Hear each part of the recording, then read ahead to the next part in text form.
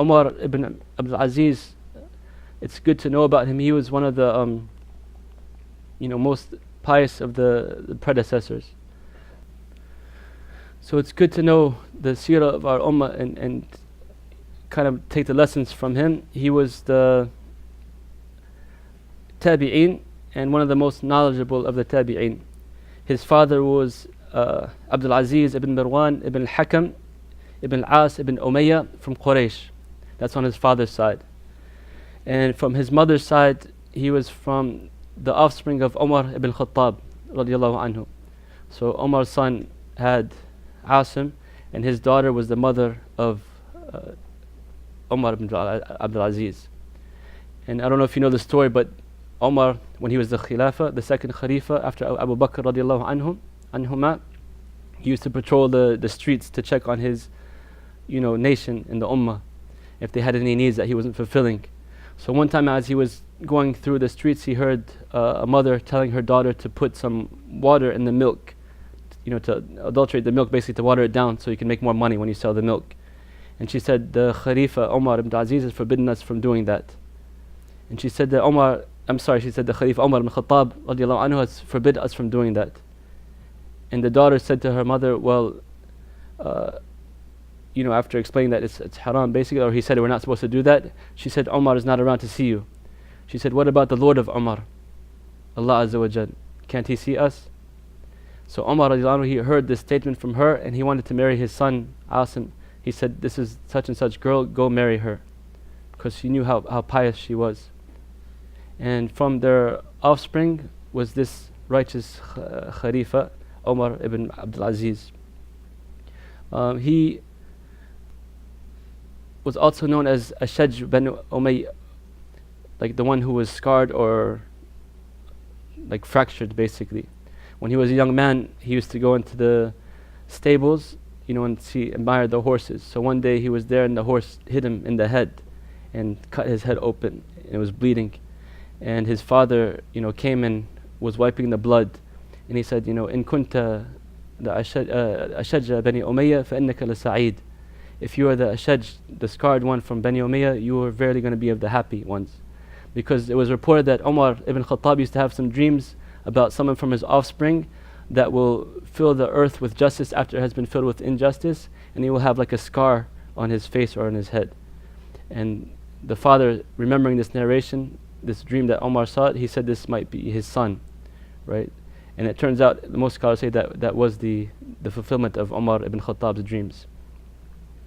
When he was a young boy, he was known to love seeking knowledge.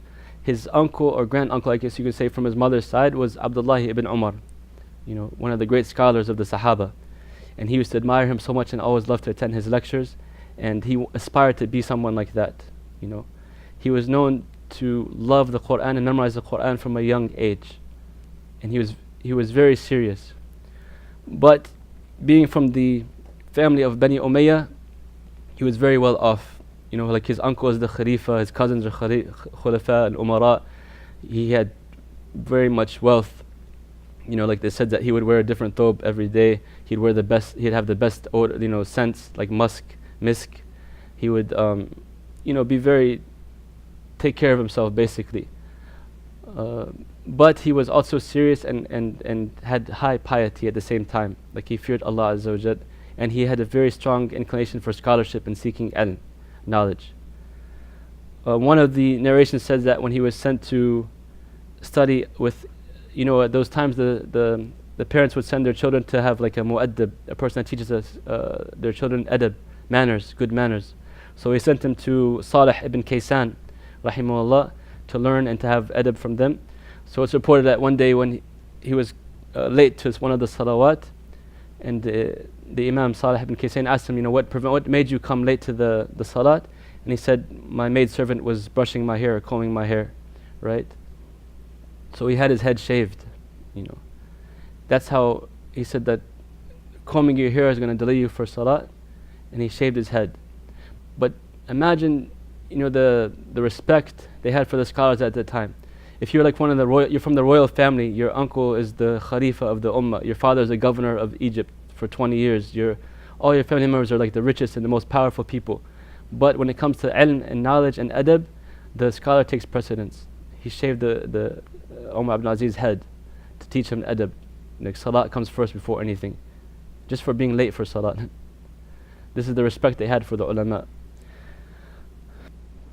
It's said that he studied under 33 of the greatest scholars in Tabi'een in Medina, and he became the governor of Medina. And he ruled Medina for some time, but even as governor, he still sat in the majalis of ilm, like he sought knowledge. And in his shura, he took 10 of the great scholars to make them their people that they took advice from, to learn from, right?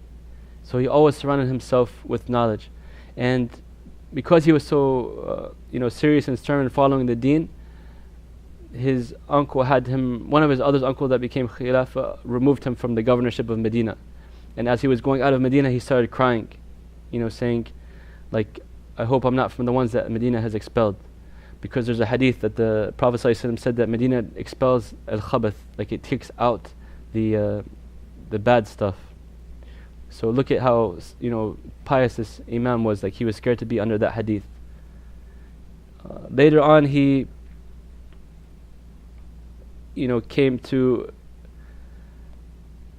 marry Fatima bint Abdul Malik, and she's one of the famous, or most famous women in the history of Islam, actually, because of her position, even amongst the history of non-Muslims, and Allah knows best. They made a poem for her, Bint al-Khalifati wal-Khalifatu jidduha Ukht al-Khalaifi wal-Khalifatu zawjuha. So she's like the daughter of the Khalifa, and her grandfather was the Khalifa, and 3 of her brothers were Khulafa, and her husband was the Khalifa. So some scholars say that she was the only one that attained that position.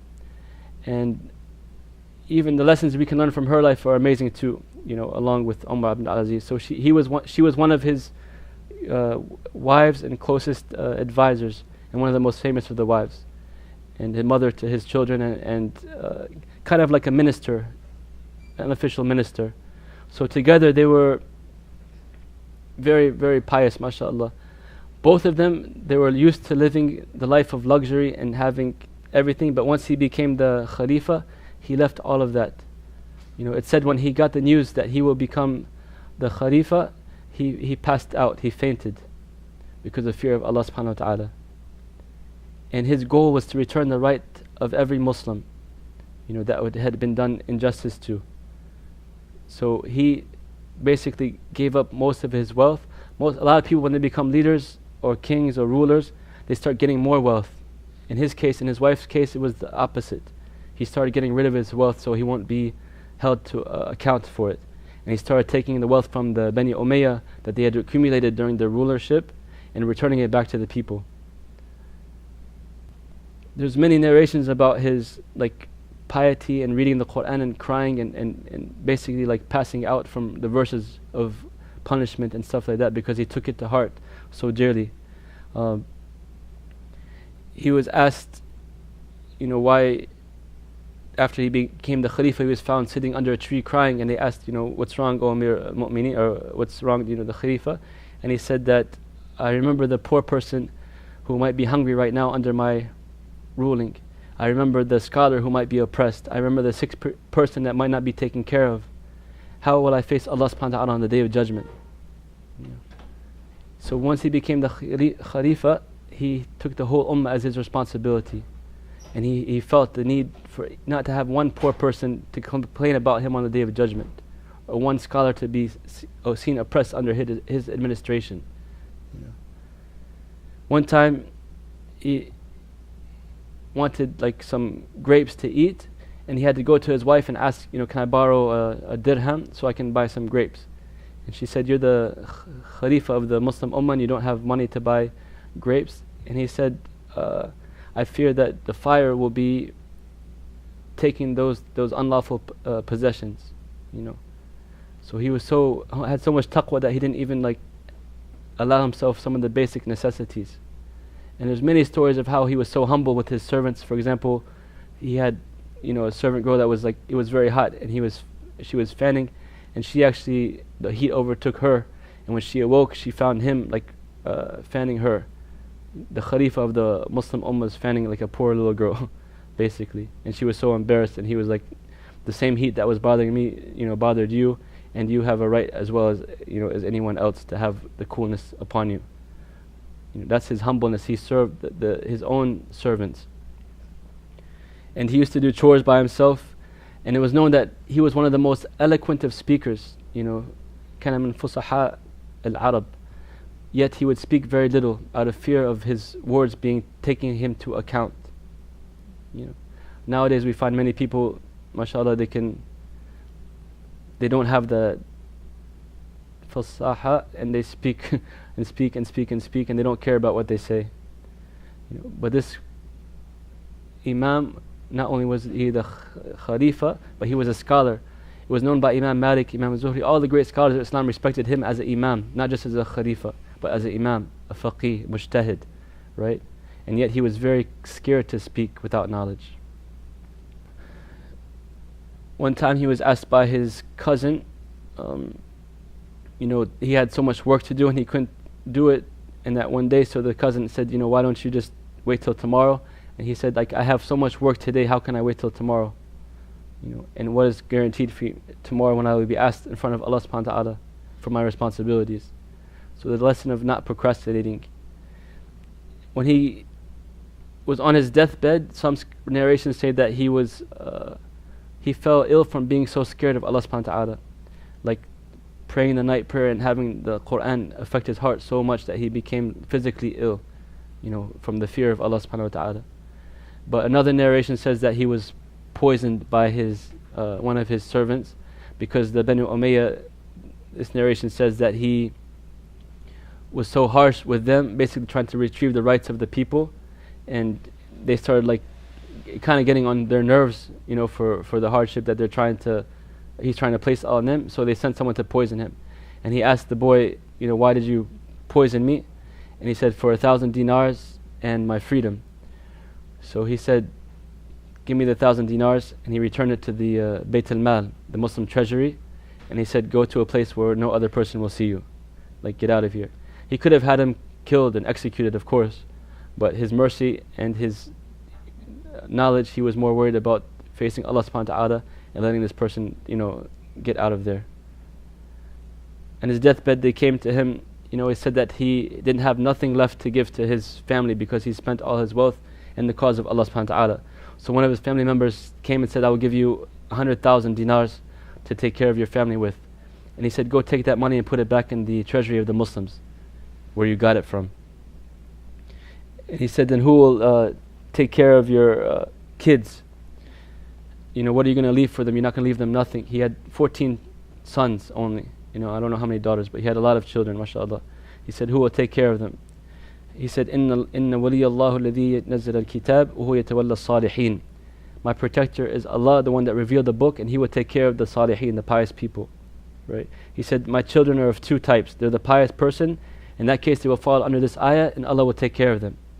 Or they are an evil person, and I'm not going to help give them money to spread their evil. Right? Even in the last moments of his life, he's thinking about the akhirah, his offspring. Right? Most of the rich people or the umara or the leaders, from the day the child is born, they're giving them thousands and thousands of dollars. And worried about dunya, dunya, dunya. But Umar ibn Abdul-Aziz was worried about the akhirah, facing Allah subhanahu wa ta'ala, in the questioning he will have about his wealth. He died at the age of roughly 38 or 39 years old, and he was a Khalifa for only 3 years, but said in those 3 years he basically ended poverty, established justice, and spread knowledge all over the Ummah of Islam. Right? In just 3 years, how much he changed the Ummah. So it's possible when people fear Allah subhanahu wa ta'ala and get close to Him that they can make big changes, even in a short time. And many of the scholars came to his funeral, and many scholars wrote poems about him and praised him highly. So it's one of the, I thought, appropriate people from our history that we should know a little bit about, and go back and maybe study about some of these great imams that we read about all the time. And even about his wife, there's many stories about her too and her piety.